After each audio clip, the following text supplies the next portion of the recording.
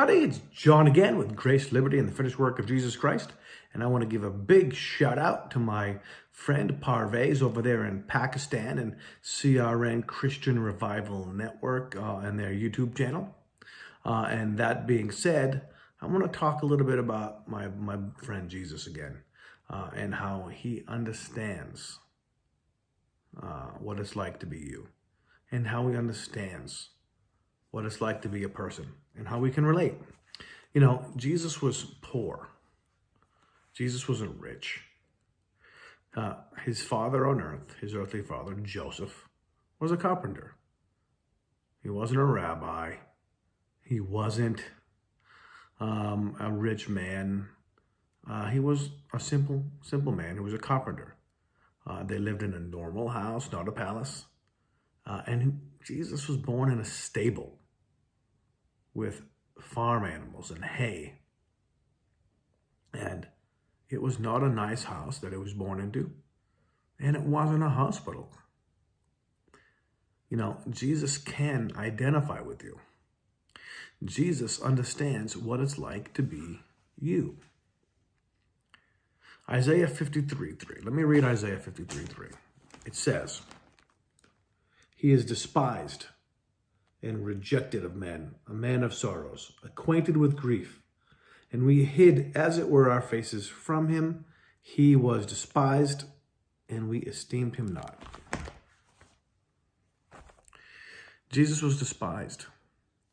He was rejected. He was not liked by everybody. Some people liked him, but in the end, even his closest friends left him. His life was not all happy. Now, that being said, Jesus always had peace and joy, but not because his life was full of good circumstances, because he placed his trust and his source of joy in his Father, God in heaven. Jesus can identify with you. Jesus understands what it's like to be you. Jesus got hungry. He had to eat. Jesus got thirsty. He had to drink. Jesus lived as a man. Yes, he was God, but it was God that lived as a man. He had to eat and drink. He was not someone who only looked human. Jesus was fully 100% human. He got tired. He had to sleep. He had to rest. He got hurt. You can see that he got hurt because he bled and he was in pain when he was on the cross. He got tempted.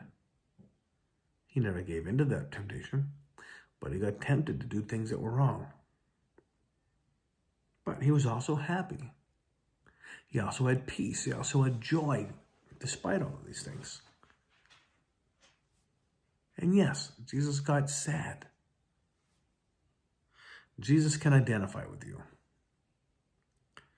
Jesus understands what it's like to be you. And because Jesus is God, God understands what it's like to be you. He has compassion for you. You see, you have a God that is not far removed, sitting up on a throne, who has no idea what it's like to be you.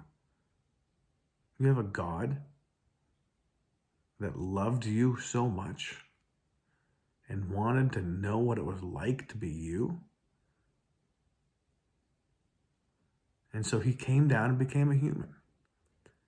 So when he asks us to do things, so when he says, you can have peace and you can have joy, you can have love, he knows how tough it is. He knows what it's like to suffer. And being in a place where not everybody likes you and a lot of people reject you, he can identify with that as well. He knows what it's like to be you, my friends. And he loves you. and he's there for you. And he's always going to be there to listen to what you have to say, to hear your heart's struggles. And he knows what's best because he knows what it's like to be you.